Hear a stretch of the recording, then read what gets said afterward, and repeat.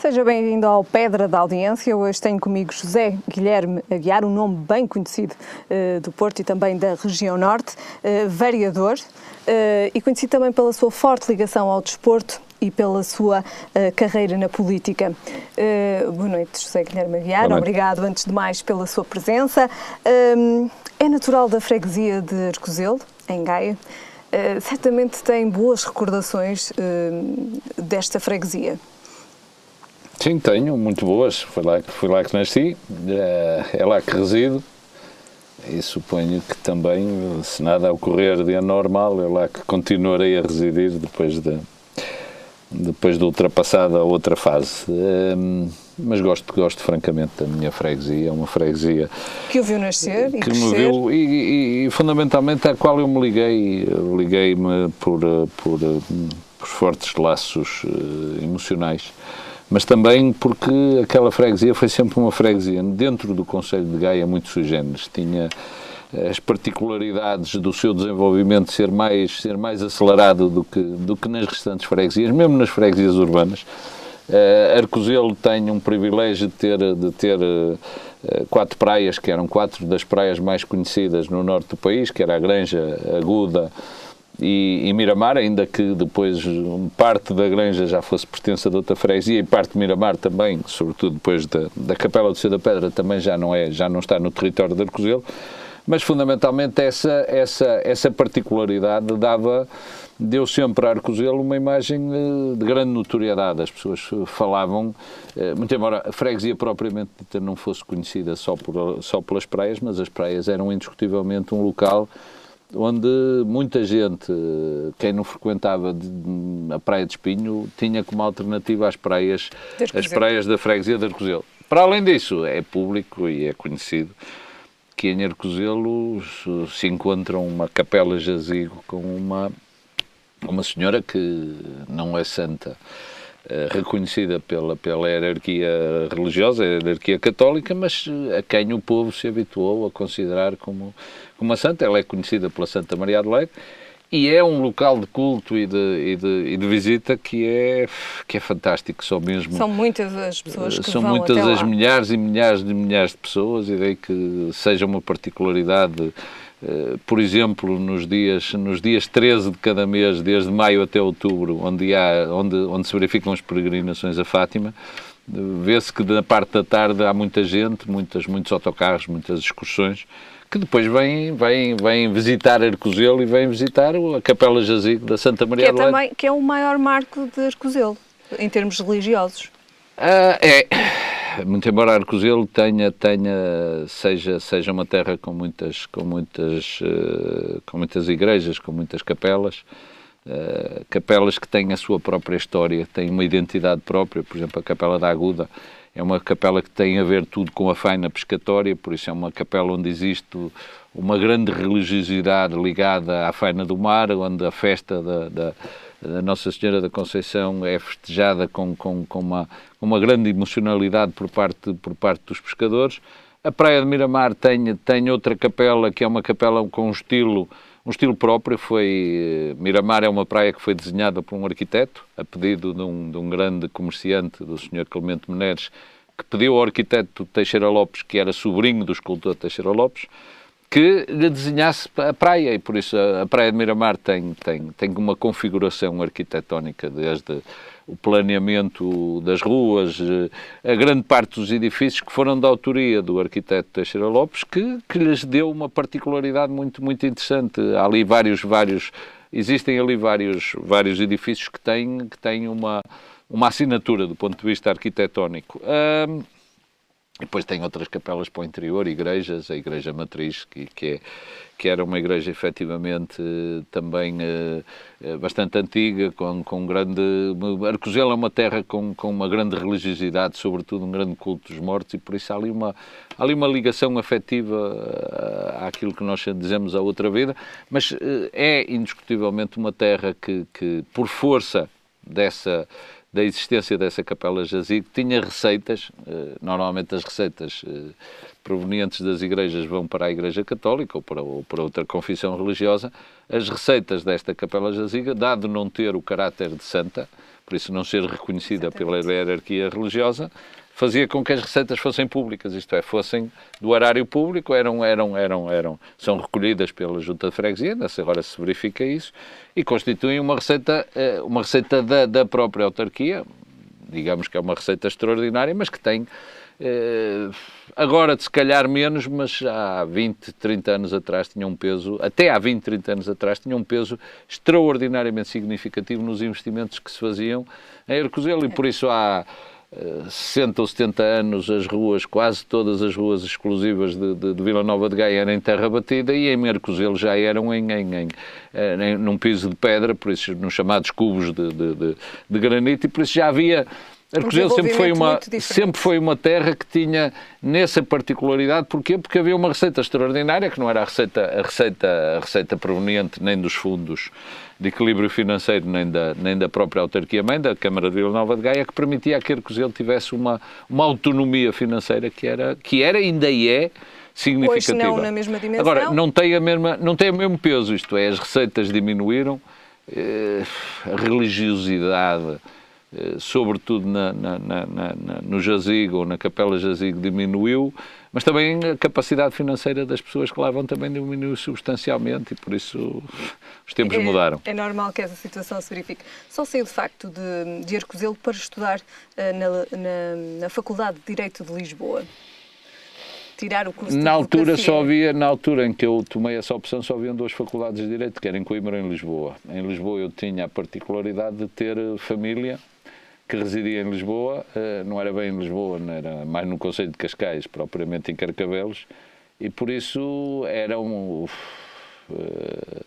não havia muita capacidade financeira para ter um apartamento próprio, para ter algumas coisas que alguns têm, e por isso fiz todo esse meu percurso, em que era, digamos, um percurso difícil do ponto de vista da mobilidade, porque eu tinha que apanhar um comboio, depois tinha que apanhar um autocarro, tinha que andar a pé cerca de 1,5 km, por isso todos os dias, 2 vezes ao dia, pelo menos, de manhã e à noite, mas nestas coisas não há situações perfeitas, e estive em Lisboa de 71 a 77, Viveu intensamente também momentos importantes de Portugal. Vivi, por exemplo, o 25 de Abril, em que tive algumas particularidades que foram meramente ocasionais. Eu, como é evidente, não participei no 25 de Abril, mas tive conhecimento dele. Ouvia música. Não, eu estava a estudar nessa madrugada ou nessa noite e ouvia a música identificativa do 25 de Abril, e depois, quando cheguei a casa, eu não estava em casa, na casa dos meus familiares, estava numa casa de um colega, e quando cheguei a casa, por volta das 4 da manhã, assisti a um telefonema que fizeram para o meu tio, que era diretor da companhia de telefones, a quem pediam para cortar as comunicações no aeroporto, em diversos locais estratégicos para que a revolução pudesse funcionar, da RTP e não sei quando. Lembro-me perfeitamente que o meu tio, no final da conversa, eu interessei-me porque poderia ser alguma má notícia do ponto de vista familiar, e fui perguntar-lhe o que é que se passava, e o meu tio disse: eles querem que eu desligue isto, mas eu não vou desligar nada, parece que há uma revolução na rua, deixa andar. A ironia do destino é que o meu tio 2 dias depois ou 3 dias depois foi saneado e teve que sair numa chaimite. Ele que se calhar colaborou mais para o sucesso da Revolução do que muita gente que anda aí a receber medalhas de Torre-Espada ou outra coisa qualquer, mas a vida é feita desses pequenos pormenores. Mas... E como é que surgiu este gosto pelo direito e pela advocacia? Olha, o que é que lhe diga, foi mesmo vocação. E é mesmo vocação porque eu não tenho antecedentes familiares de licenciados em Direito. Não tenho nem por parte da família do meu pai, nem por parte da família da minha mãe. Sobretudo da minha mãe, onde havia uma grande panóplia de engenheiros e médicos e arquitetos e até poetas. O meu avô era poeta e foi deputado na Assembleia, não era a Assembleia da República, era da Assembleia da Monarquia, da Constitucional. Mas havia uma série de pessoas com graus de concursos académicos, mas não havia nenhum licenciado em Direito. E por isso não foi por antecedentes familiares, foi mesmo por vocação. Eu gostava e sempre gostei muito Sempre gostei muito das questões da legalidade, da justiça, eram sempre questões que me interessavam e que me fascinavam. E isto não há nada como realmente, depois de eu me licenciar, tive uma irmã que também se licenciou em Direito, e neste momento tenho o único filho, eu tenho 4, mas são 3 raparigas, o único filho que tenho também é licenciado, não é licenciado em Direito, muito embora eu tenha dito que a atividade não era a mais fluorescente possível do ponto de vista de rendimento, mas eu acho que ele também fez isso por vocação, porque gostava e gosta, e eu vejo a animação que ele tinha, que era muito daquela que eu senti. Revê-se no seu filho?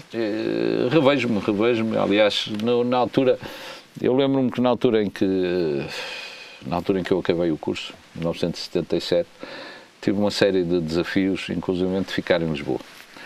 E eu recusei sempre esses desafios, e lembro-me que era um risco grande, porque pelo facto de eu não ter antecedentes na profissão, conhecia muito pouca gente na profissão. Eu lembro-me que conhecia um advogado que residia também lá em Miramar, que na minha opinião nem praticava a carreira da advocacia. Ele era jurista, mas trabalhava até numa empresa, na altura julgo eu que era a Eletricidade de Portugal, a antiga, ou a nova EDP. E por isso eu não tinha ligações à vida profissional, e tive sorte na vida. Eu acho que estas coisas na vida também fazemos um bocado por nós e um bocado porque o acaso nos acontece. E aconteceu ter a possibilidade de fazer estágio com um advogado que eu considero provavelmente dos melhores advogados, que é o Dr. Miguel Veiga, e que foi para mim, diria, o meu pai profissional, e com o qual eu adorei a minha atividade profissional, e que gosto muito ainda, agora menos, por força de outras atividades, agora menos, mas lembro-me que sempre que vestia a toga, sentia uma emocionalidade muito diferente, para além daquela dor de barriga que nós sentimos quando exatamente, mas sentia uma emocionalidade e transmudava-me eu próprio. Eu sentia que deixava de ser um cidadão normal, passava a ser alguém com uma atividade que eu achava que era, não era transcendente, mas passava da normalidade. Isso ainda me acontece, muito embora agora tenho a minha atividade suspensa por razões também tenho agora com a minha atual atividade. Quando disse que eu era vereador, sou mesmo vereador municipal, por isso sou autarca. Exatamente. Mas também tem outra paixão, que é o desporto. Essa foi uma paixão que começou muito cedo. Eu costumo dizer que eu sou adepto de um clube, do Futebol Clube Porto, julgo que isso é quase público. Mas só fui adepto do Futebol Clube Porto por causa de uma atividade, de uma modalidade. Toda a gente pensa que é por causa do futebol, não era. Eu fui adepto do Futebol Clube Porto, eu comecei a ser adepto do Futebol Clube Porto por causa de uma modalidade chamada ciclismo. Eu morava em casa dos meus pais, que era onde existe, onde a minha mãe mora atualmente, e do lado de lá da estrada, que era então a Estrada Nacional 109, que era a única via de acesso que havia praticamente do Porto à Figueira da Foz, havia uma oficina de bicicletas de um mecânico que era um mecânico oficial da equipa do Futebol Clube Porto. E por isso, todos os dias, ou se não eram todos os dias, pelo menos muitas vezes por semana, a equipa dos ciclistas do Futebol Clube Porto iam lá ao mecânico, provavelmente fazer reparações nas bicicletas, ver... E esses foram os meus primeiros ídolos. Eu lembro-me perfeitamente dos nomes, quase todos deles, que são nomes que agora não dizem nada a ninguém. Mas que a não ser as pessoas época... na altura, o Sousa Cardoso, o Mário Silva, o Joaquim Leão, o José Pacheco, uma série de ciclistas fantásticos, todos eles. A grande competição na altura era entre o Porto e depois o Sporting, quando a vinda do Joaquim Agostinho, que foi realmente o maior ciclista de todos os tempos, mas esses eram os meus ídolos, e por isso eu era do clube dos meus ídolos. Os meus ídolos eram ciclistas, eram do Futebol Clube Porto, e passei a ser adepto do Futebol Clube Porto. E aí o ciclismo nunca foi uma modalidade que eu praticasse oficialmente. Mas era mas sempre fui, ainda sou agora um praticante de andar de bicicleta, gosto imenso de andar de bicicleta, é das coisas que me dá um prazer tremendo. Mas depois tive outras modalidades. Eu comecei, por força de Miramar, a ver cortes de ténis. Não era uma coisa que fosse muito habitual.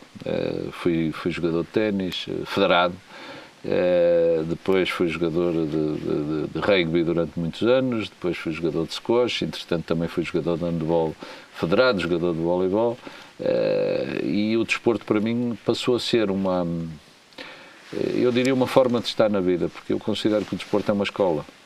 Nós aprendemos no desporto posturas e conceitos que nós não aprendemos em mais parte nenhuma. Esta coisa de olharmos para o lado lá e vermos que alguém está a lutar contra nós por força de um resultado e que é só adversário. Isto é, a última coisa que nós podemos e devemos fazer é destruí-lo, porque se não tivermos adversário não temos com quem competir.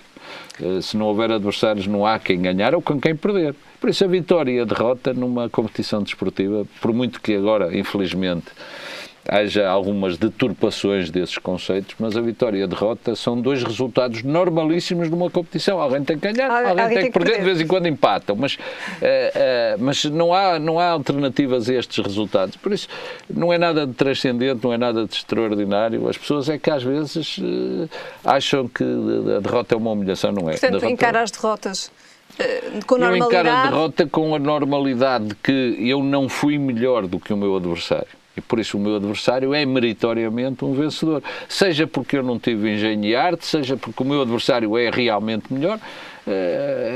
Há uma série de circunstâncias normais e normalmente tudo se passa aí. É evidente que de vez em quando nós achamos que o árbitro, que é aquele que nos fiscaliza a nossa postura ética dentro do campo, poderá ter um comportamento anormal. De vez em quando tem. E porquê? Porque também é ser humano. E assim como nós fazemos erros, ele também tem o direito de errar e erra.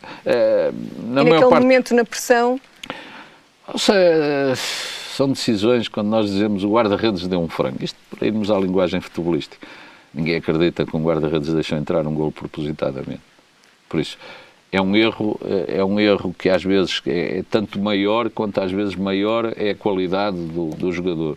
O jogador que não marca um golo de baliza aberta, quantas vezes isso acontece? E a esta gente tudo se desculpa. Coitados, estavam com uma grande pressão, não tinham... a emocionalidade do jogo era muito grande e eles não estavam devidamente concentrados. Quando é o árbitro, que chatice, olha, que é intencional, é faccioso, é estas coisas todas, quando o árbitro, bem pelo contrário... Não, é bem pelo contrário, o árbitro, se nós repararmos bem, o árbitro, ou a equipa de arbitragem, é a única que não tem adeptos. Porque de um lado estão uns a aplaudir, do outro lado se calhar estão outros a assobiar. O árbitro tem sempre toda a gente contra ele.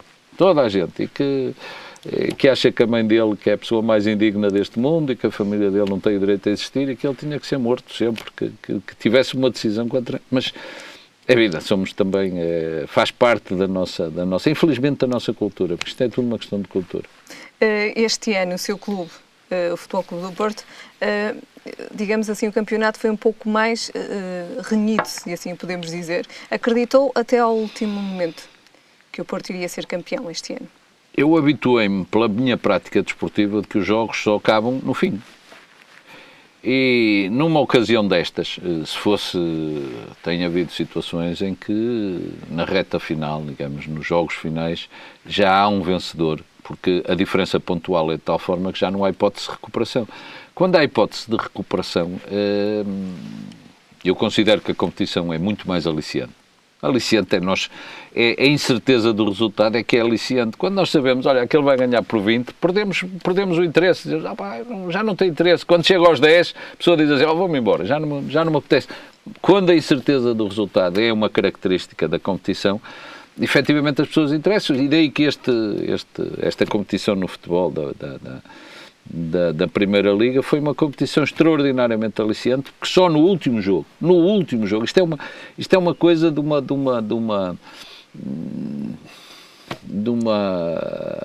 emocionalidade, de uma importância enorme para uma competição. Aqui é que estas competições são realmente importantes. Porquê? Porque as pessoas não sabem quem vai ganhar. As pessoas até o último momento estão grudadas, estão com a expectativa completamente colada, e por isso para quem ganhou foi fantástico, mas para quem perdeu não foi uma desonra, porque quem perdeu esteve quase a ganhar. E estas coisas do quase, é exatamente a diferença que há entre uma vitória e uma derrota. Porque para alguém ganhar é preciso alguém que perca. Não há hipótese nenhuma. Não há um milagre em que os dois perdem ou os dois ganham. Não. Seja em que natureza for. Às vezes as vitórias podem ter o sabor amargo da derrota, e as derrotas às vezes terem um sabor menos amargo. Agora, não deixam de ser derrotas. Este ano foi, que eu diria, um ano particularmente empolgante numa competição. Porquê? Porque a incerteza do resultado foi até ao último jogo, foi até ao último minuto. Também foi diretor executivo da Liga Portuguesa de Futebol Profissional. Como é que caracteriza esta fase? Também foi uma fase aliciante. Deixa-me dizer-lhe que eu, na minha vida, tenho tido um privilégio, que eu considero-me um privilegiado.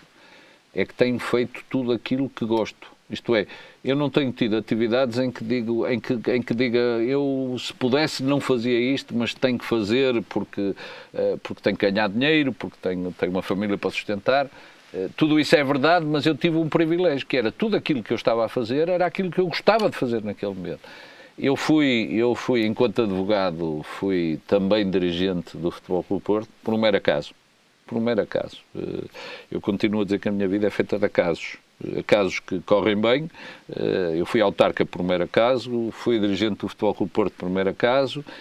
Depois, eu nestas coisas tenho uma particularidade que acho que é positiva, é que me dedico às coisas com seriedade. Por isso, não faço nada a brincar. Eu detesto brincar a qualquer coisa. Por isso, quando faço a sério. Não vale a pena. Se não quero fazer, não faço. Agora, se faço, eu tenho que fazer com seriedade, com o máximo de empenho que eu gosto de pôr nas coisas. E por isso, quando fui dirigente do Futebol Clube Porto, eu comecei como um secretário do Conselho Fiscal. Daquele género, só reunia 3 vezes por ano. E 6 meses depois eu era o advogado da direção e era o dirigente, era membro da direção, mas não era um membro efetivo, porque eu fazia parte do Conselho Fiscal. E depois acabei a vice-presidente do Futebol Clube Porto em 1995. E é nessa altura, desde 1989, 90, que o sonho de ter uma estrutura que organizasse uma competição profissional, que já o era nessa altura, mas ainda não tinha a dignidade da organização, onde as coisas onde uma competição profissional não deixa de ser uma competição desportiva, mas tem uma componente que a diferencia de uma competição desportiva, é que é uma competição desportiva espetáculo. Por isso, numa competição desportiva nós temos ou equipas ou individuais a competirem. Numa competição desportiva profissional, ela só é profissional porque os elementos dessas equipas ou individuais são pagos para praticarem essa modalidade. Porquê? Porque dão espetáculo. E por isso nós vimos que os torneios de ténis pagam muito bem aos tenistas. Porquê? Porque eles dão espetáculo.